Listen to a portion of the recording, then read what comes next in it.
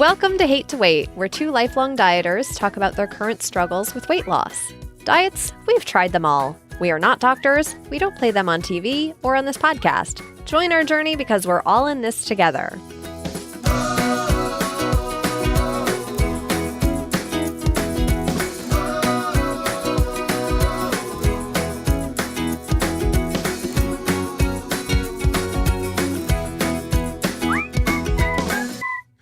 Hello, Emily. Hi, John. How are you today? It's funny you asked that because I have a little thing here that I want to show you if it works. Whoops, not that one. Here it is. Okay. If you want to know how I am today, this is how I am. And KFC. And McDonald's. Chinese closed. Chinese is closed too. What? Delivery place. All the deliveries. You've literally got to eat Mummy's cooking now. I'm sorry. I'm so sorry.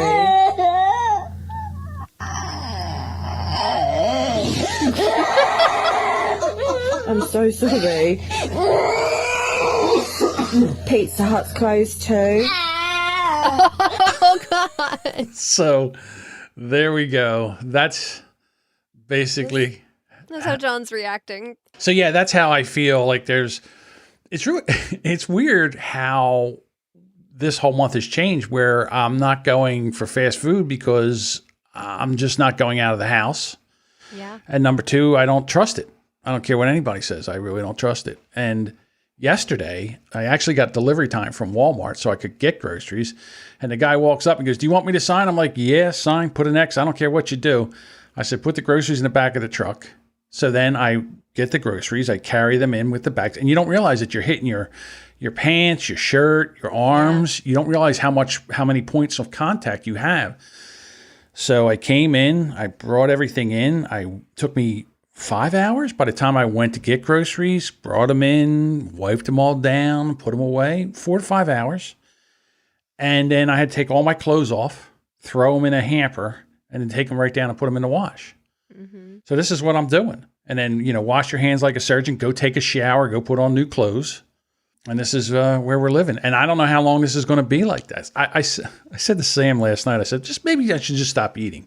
I'm trying to lose weight anyhow. This is what this fat is supposed to be for when there's prolonged no food. What if I just don't eat for like a month? Does that work? Well, it'll work, but you might be missing some vital nutrients and minerals. And you think? Well, what if I take a vitamin? I got plenty of vitamins. So don't if take vitamins on an empty stomach.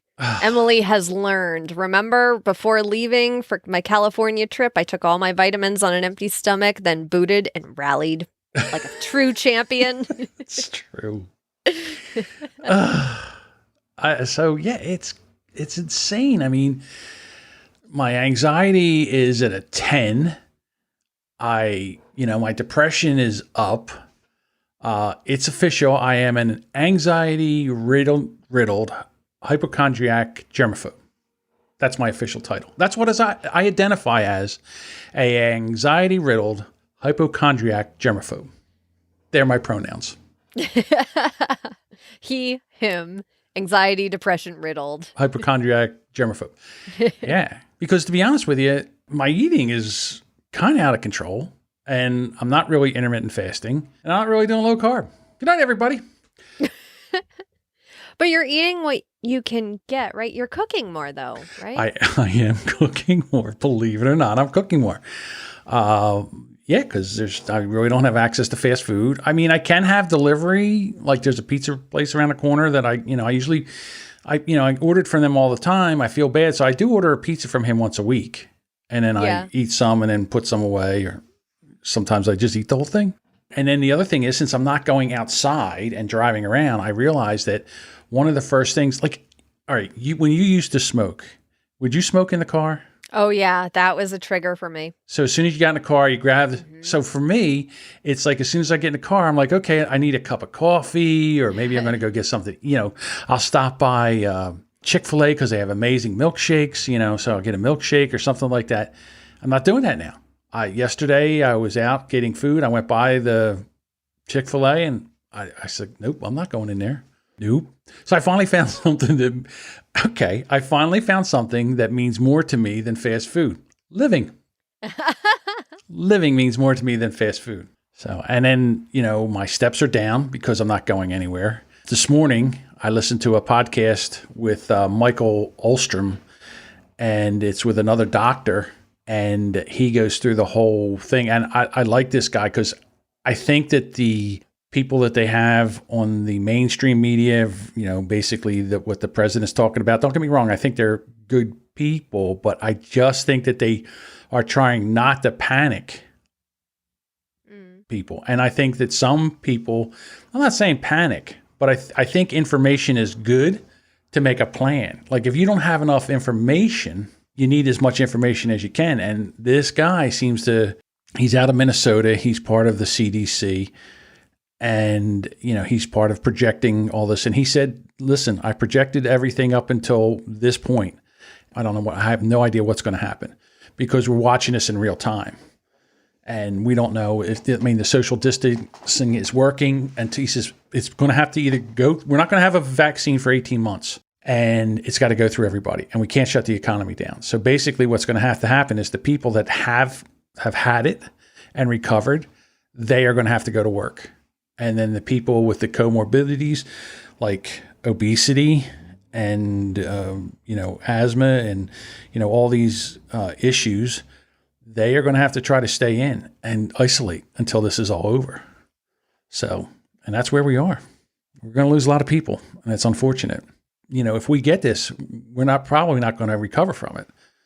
Unfortunately. Well, you don't say that, but it's everything very I'm serious. Hearing, it's very serious, but you don't just say you don't recover. Well, I'm saying is what everything I'm hearing is that people that are overweight, obese, morbidly obese, they are the ones that are going to the hospital. They are the ones that need the most attention. So take it. Yeah. I'm saying it. People say, that's what I'm saying. You don't want to panic people, but you want to give them the information that this is nothing to mess around with. If you're in a high risk for major complications for this, don't get it now. Don't get it now and wait until, they are coming up with people that have had it. They're taking the antibodies.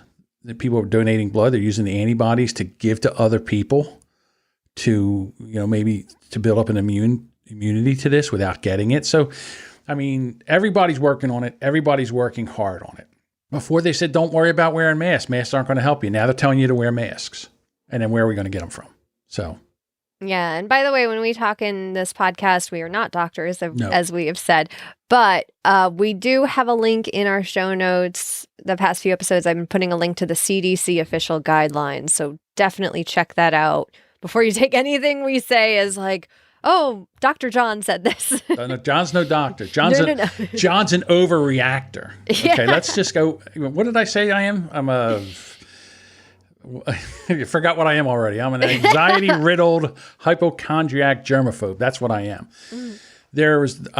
I'll give you the link to put in the show notes for this podcast. Yeah. I recommend anybody that listens to this podcast, listen to that episode. It's got a lot of great information. The host asks a lot of great questions. And, Dr. Olstrom is, he's candid. He's very candid, and he's not beating around the bush. He's not doom and gloom, but he's honest. Yeah. So that's where we're going from there. I am enjoying cooking a little bit. Here's the problem with cooking. If I could throw out everything when I got done, I wouldn't mind cooking. It's the cleaning that I'm not a big fan of. Oh, yeah. Hate to wait, hate to cook, hate to clean. Hate to clean. I'm not even hating to cook anymore. It's hating to clean. Clean up afterwards. And then for me, I have things in the house where they're backups. Like I bought 2 boxes of cereal. I don't eat cereal in the morning. But if we get to a point in a couple of weeks where we can't get what I normally eat, like if I can't find eggs or stuff, then maybe I might have to go to cereal. So I backed up pasta sauce. My husband bought like a 10-pound package of pasta, and it's all spaghetti, which for me is like, my least favorite pasta in the world because I had it so much growing up, you know? So like spaghetti to me will always just remind me of growing up and not having anything but spaghetti. So, Yeah, you're trying to put stuff in the house that's going to last. Yeah. And then try to eat the fresher foods that's not going to go bad. My first mistake last week was to make a bunch of stuff and then realize that there's a shelf life to this. And if you don't eat it, it's going to go bad. So there's that whole thing of really more planning, which I don't, you know me, I'm very anti-plan. So more planning. Maybe instead of making a whole box of pasta, make a half a box of pasta. You can actually do that. Believe it or not, I didn't realize this, but you can actually make you could make a quarter box of pasta.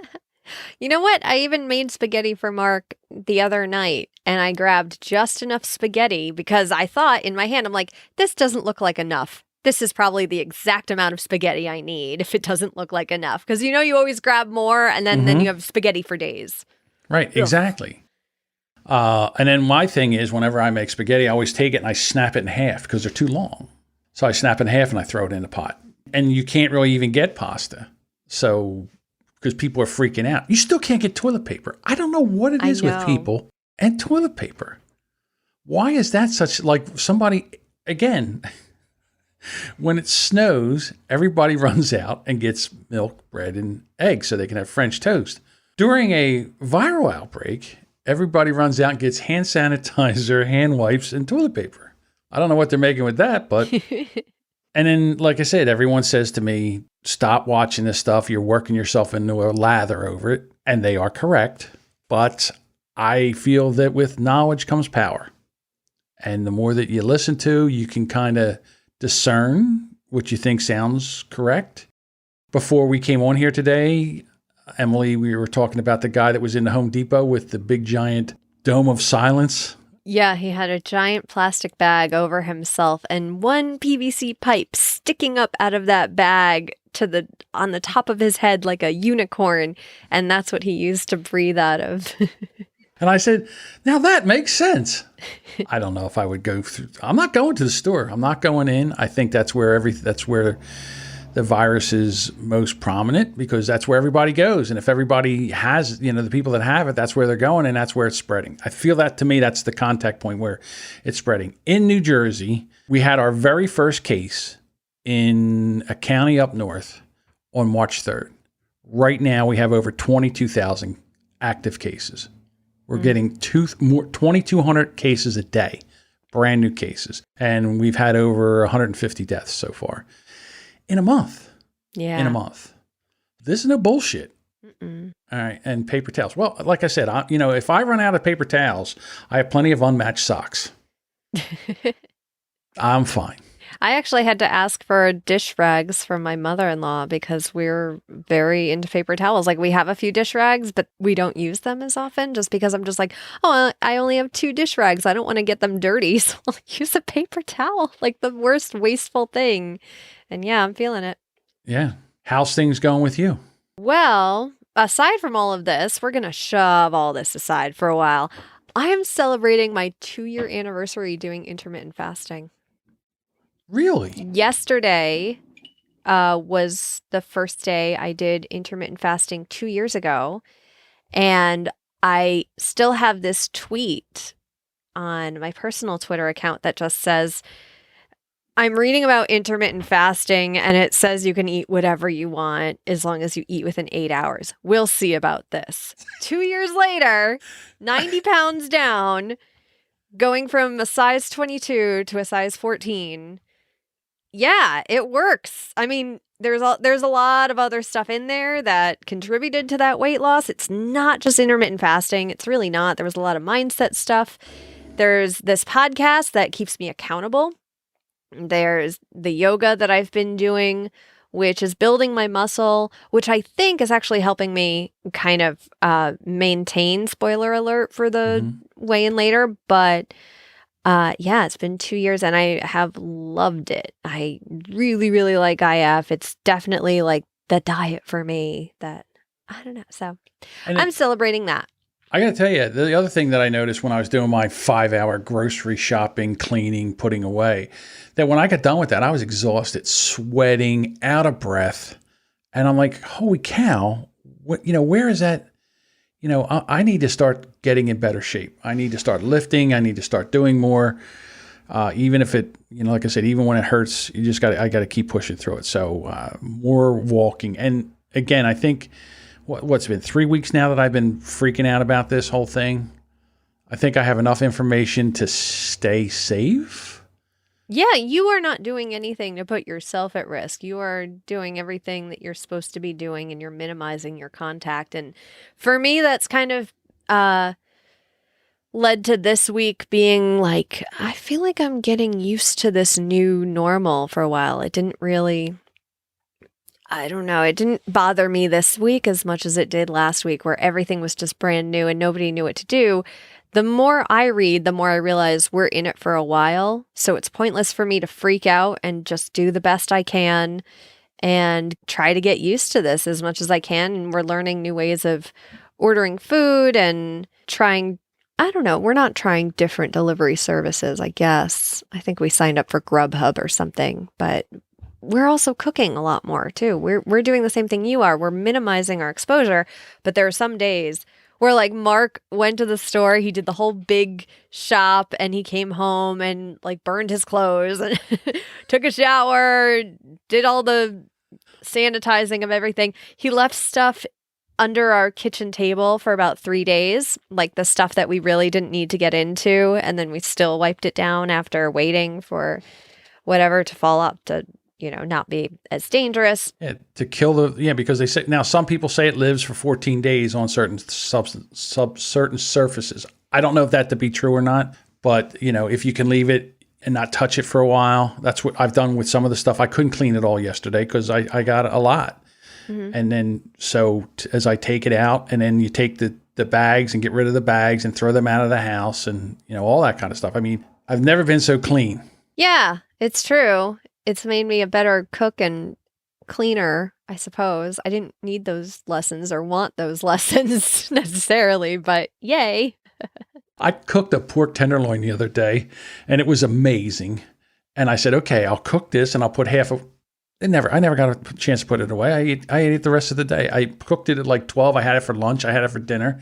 And I was sitting around later at night. I'm like, I think I'm going to have a little bit of that pork, cut up some of that pork and heat it up. And I did. I ate the whole thing in one day. Now, is that, again, it's not huge, but it probably could have lasted me a couple days. I didn't have to eat it all in one day.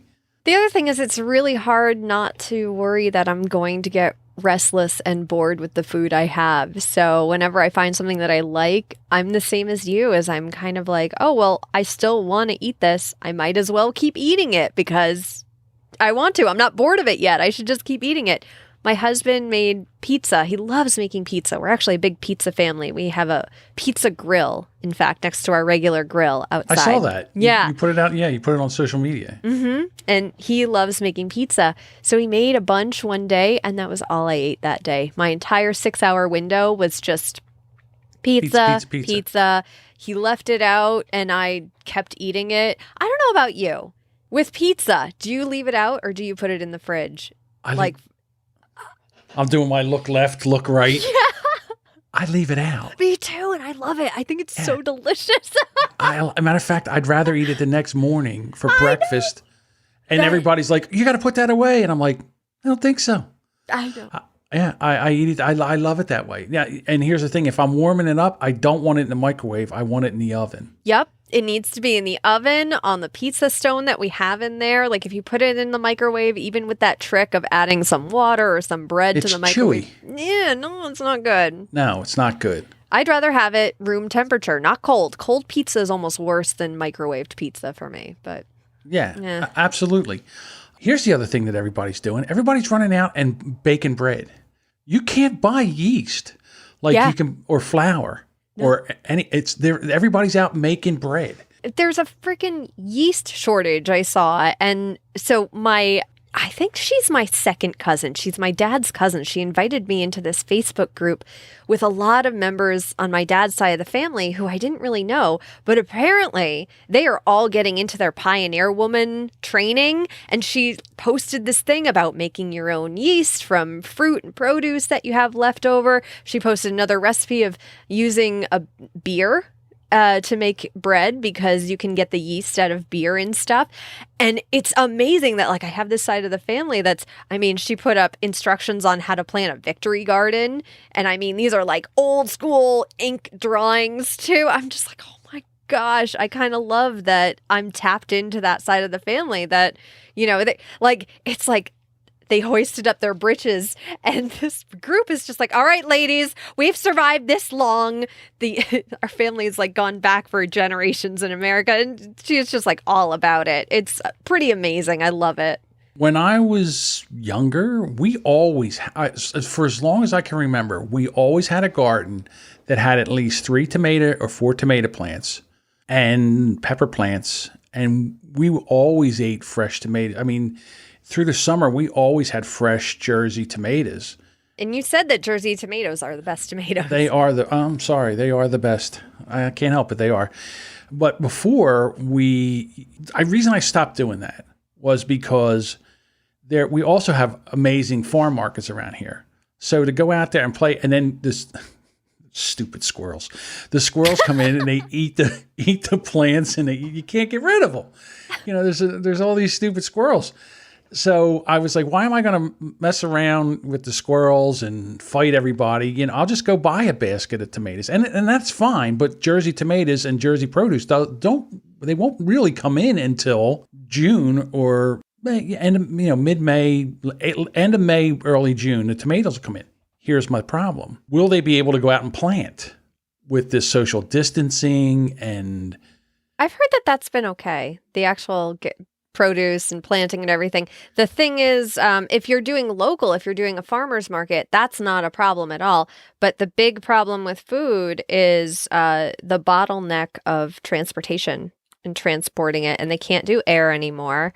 And, you know, finding drivers and everyone to load it in, that's another thing that holds up a lot of the food production that we might have a problem with. And last week I was talking about we don't have a food shortage. And that's true. I did some more research into it. We don't have a food shortage, but this bottlenecking is going to be a problem. We actually have a food abundance there down in Florida. They can't get it out of the fields, so they're just plowing it under.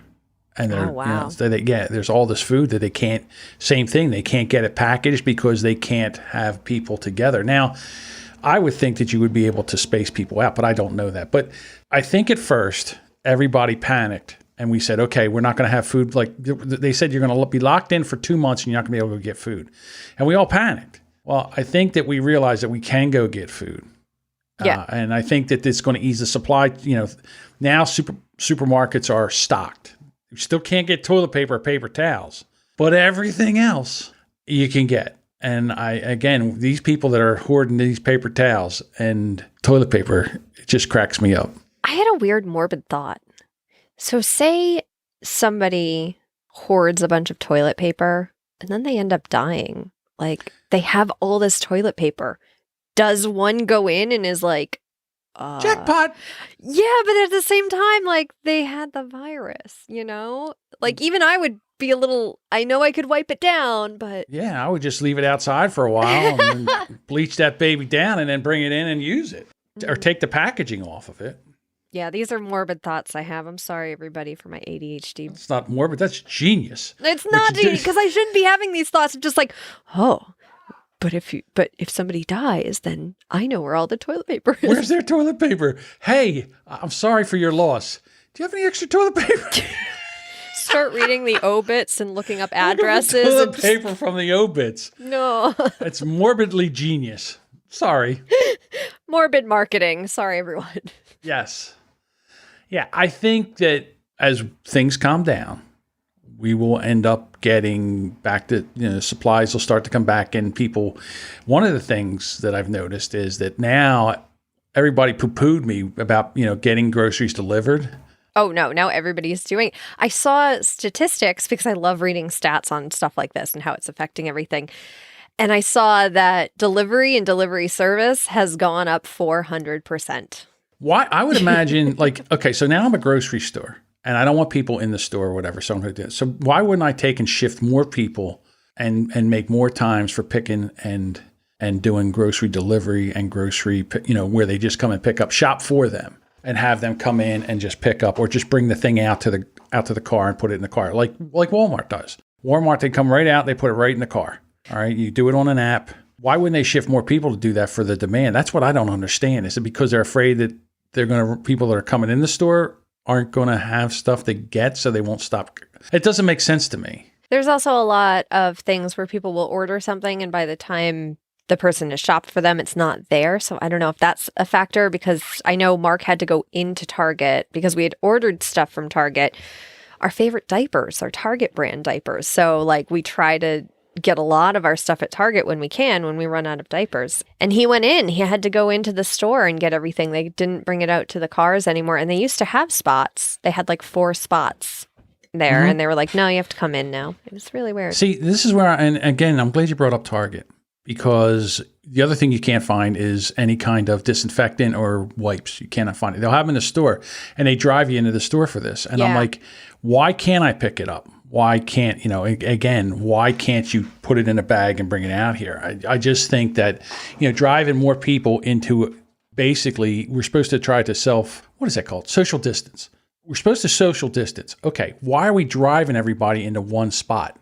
I mean, why not just have people that we know that it just seems like you can, to me, and maybe I'm stupid. So maybe if you're listening, you can explain this to this dumb guy here. I'm sure it's money. If I can't explain it, it's got to be money driven. Why wouldn't you have more people in the store shopping where you can control the people, as far as you check their temperature when they come in, if they're sick, they don't come in. You have healthy people in there packing this stuff up and bringing it out and limited touching and all that other stuff. The food supply is not contaminated. I mean, you want to talk about flattening the curve. Driving everybody into one spot, to me, is stupid. Yeah. I'm going to say it's stupid. So. Everyone's still figuring it out. Yeah. It's like, it's not even been a month. No. Well, it is now. We had That's the first true. case in New Jersey and the third. So, basically it's been a month. That's very true. We had, when I left for PodFest almost a month ago, on my van ride down was the first case in New Rochelle, New York, which is nearby. This was the first case near us. Now, New Rochelle is like the hotbed for it, unfortunately. They brought the National Guard in. Yeah. Yeah. So I left for PodFest, one person in New Rochelle, and I only heard about this because the van driver down to the airport was listening to talk radio. I had the same van driver on the way back, and he was still listening to talk radio 5 days later, and it was up to like 126 cases. It was insane. And that was when I realized, I was like, wow, that trip was it. That was my last trip for a long, long time. That's when everything changed. Mm-hmm. All right. Why don't we get into some Winning Wednesdays? Yes, let's get into some good news. Here we go. Winning Wednesday. Winning Wednesday. Winning Wednesday. Winning Wednesday. Oh, we start off with some sad Winning Wednesdays. Why did you say that? Well, Pete says, wish I was winning, but I'm losing. Sad face. Oh, okay. Well, again, the thing is not to give up. Yeah. And give yourself grace, especially right now. Yeah, give yourself grace. I'm not freaking out about my weight right now. No. I thought I was going to be freaking out. I'm not going to lie. When I was going to go get on the scale this morning, I was really, really petrified. And then when I got on the scale, I wasn't. Let's put it this way. When I got on the scale, I didn't get what I expected. So I'll just say that for right now. So that's all right. Just hang in there. I mean, you're not winning, but you know what? If you're not losing, but here's the thing. Just stay safe. Stay in, stay safe. You're Survive alive. this. Doo-doo! Yeah, you're alive. There we go. Stay Patricia safe. says the same here. So let's give her a doot-doot for coming on. And actually, thank you guys for sharing too. Because I know that that's not always tough to share when you're not winning. It's not fun. Absolutely. Yeah, hey, listen, it's winning just coming in here to say that you don't think you're winning. Yeah. And you're acknowledging it. Mm-hmm. So there you go. Teresa says, I'm doing P90X in my garage in Florida without AC, and it's great. Really? All right. I don't like to sweat. That's me. All right. Back to this. Kind of like I'm working out in prison, but I love it. That is the weirdest winning Wednesday I think we've ever had. I like it. It's in a garage. I'm sweating like crazy. It's like being in prison, but I love it. Brenda says, did 2 workouts in a row, Monday and Tuesday. I can barely walk, though. We have also walked every day, and it hasn't rained. Signed up for a mile-a-day challenge in another group. I'll be walking it. Update, I just did 2 workouts, yoga and Pilates. Feels great. Oh, that's great, Brenda. Elizabeth in the chat says, I'm walking more. At least my dog is happy. Yay! I'm going to give Elizabeth in the chat Oh my a goodness. There are so many happy dogs right now. Their humans are home all the time. My cats couldn't care less. Kind of annoyed we're home anyway. So there you go. There's one for the chat. Yeah. Yay, chat. Ingrid said, I got my blood sugar down to the lowest I've ever seen it. And that is Wow. fantastic. Jennifer says, I am at least mindful of how much crap I am eating. No mindless eating. I am fully aware. Compensating by walking 30 minutes to an hour twice a day. That's great. You know, that's interesting. She said that, and that is true. I'm mindful of everything. Even though I'm overeating and I'm eating stuff that I normally wouldn't, I'm very mindful of what I'm doing. I'm not sitting in front of a screen and shoveling things in my face. Right. Although in my dude cooking, I made the amazing baked potato chips where I have a mandolin now and I have potatoes. So I sliced them all up and I put them in a thing and got olive oil, coated them all up and then put salt, a little garlic powder and Parmesan cheese and baked them in the oven. Let me tell you something. They were amazing. What did you bake it at and for how long? 375 for 20 minutes. All right. Well, that recipe will be in our show notes, you guys. Yeah, that actually, and you got to look at them. I mean, you got to kick them around a little bit. You got to just say, that they look a little crunchy if they're a little soft. But to be honest with you, I like the soft ones as much as I like the crunchy ones. So I was like, ooh, a crunchy one. Ooh, a soft one. Yeah. So I sliced up and made my own potato chips. Nice. So, and yeah, even snacking, but controlled snacking. I don't know. Whatever it is. Mindful snacking. Mindful snacking. Thank you. All right. And then Monica says, I work through the stress rather than eating through it. Well, there you go. Now, if that's not a winning Wednesday, I don't know what is. Yeah. Everyone, thank you for your winning Wednesdays. These are always so great to read. Even though we talk about our weeks and kind of at the end, we're like, what are we going to do? Oh, let's read winning Wednesdays. And it just brings us right back up. And the memes and the, making fun of and the lightheartedness of, we're going through this. And so here's one. Kayla puts in there, it says, I don't know who needs to hear this, but you've already ate. You already ate. I know. I was just looking at the one from Brenda, stepped on my scale this morning, and it said, please use social distancing, one person at a time. Yeah, exactly. Thank you all. And here we go. This is the most important one that I've seen. It's Wednesday. I'm breathing. I'm healthy. I'm truly blessed. Yeah. I'm grateful for this day. Actually, that I need to do. What's that? That's an affirmation, isn't it? Yeah. Isn't that an affirmation? Yeah. I'm breathing. I'm healthy. I'm truly blessed. There you go. Mm-hmm. I need to start my day with that every day. I'm breathing. I'm healthy. I'm truly blessed. Right. Mm-hmm. How are you entertaining yourself during this isolation?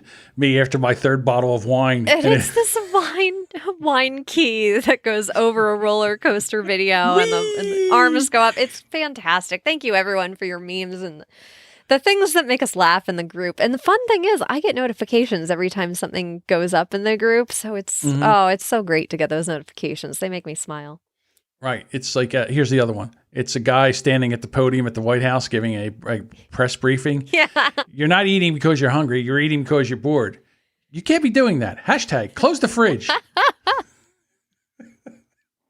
So, yes, thank you so much for all that because it does. It's refreshing to get in there, and I love that. And again, if you want to join the group, it's really easy to do. HateToWait.com/Facebook. Yeah. All right, Emily, it's time. Let's go.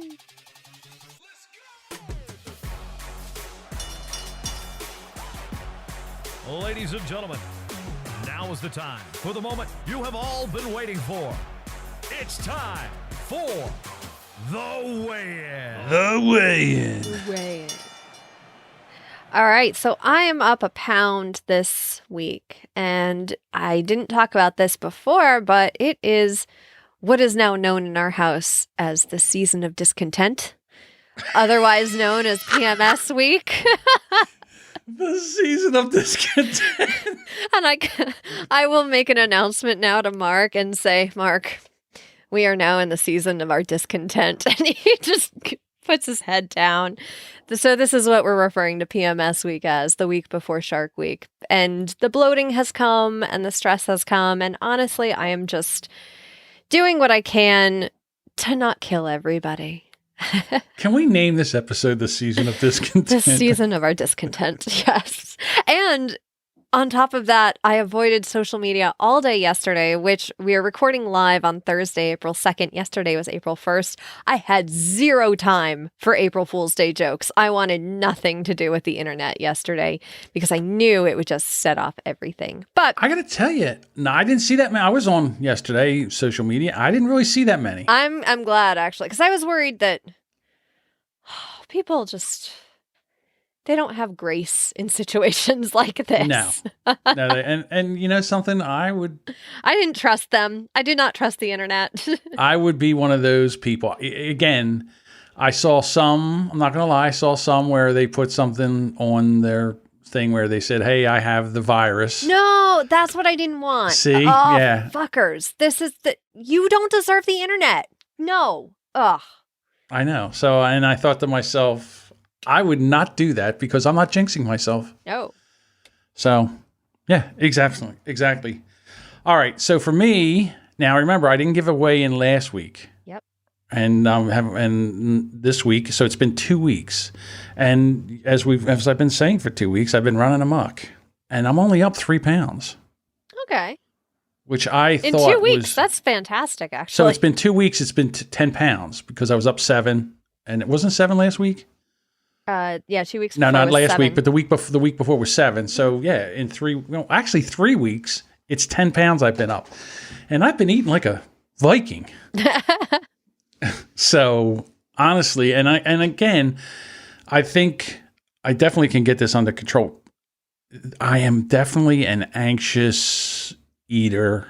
It's my go-to thing it's what I need. I use to calm down. Here's the thing too. Ordering your groceries online helps you not buy stuff that you normally wouldn't buy. Although, not going to lie, some chocolate ice cream had fallen into my Walmart cart. Instacart, yes. And it made it here. But I was just going to ask about tapioca pudding. I'm not going to lie, there's a little tapioca pudding. Now, here's the funny thing about tapioca pudding. What I used to buy was the big 1 pound tub you'd get it, and that would be a serving. Now they're out of them. So they gave me the little tiny ones and I'm just eating one of them. So my portion control is working. Yeah. So instead of eating one big tub as a sitting, I'm eating like one little tiny container. Oh, good. And apparently it'll last me 6 days. So portion control, exercising a little bit more. I think the exercise will help me with the anxiety. I think that's huge for the anxiety. So I got to get out working more. And then I just got to I got to wrap my head around this, that it's going to be here for the long haul. And this is my new life. The other thing I saw as a recommendation is to up your exercise because it helps your immune system. So that's a huge thing for me. Anything that can really boost your immune system. Mm-hmm. Yes. I think about that with yoga because I could get lazy, especially during the season of our discontent. And it's just so much fun to say it like that. It is the best. But I've made myself keep going with yoga and because I know that it's good for my immune system. So there you go. Yeah, there you go. All right. Well, this is a shorter than normal episode, which is fine. Yeah. Again, but thank you so much for joining. And again, remember, if you want to join the group, and we'd love to have you, it's hatetowait.com/Facebook. And any show notes, any links, anything that we talked about, from, whatever word I need there, Bye. Bye. All the prepositions. All the prepositions, thank you. You can go to hatetowait.com and in the show notes. And also, if you're listening on your phone, there's an information button there. And they're there too. They're there too. There too. Yes. All right, Emily, let's hang in there for another week. We got this, guys.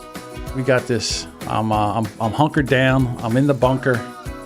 I've got all my defense shields up. And we'll be back here next week. Bye. Later, waiters.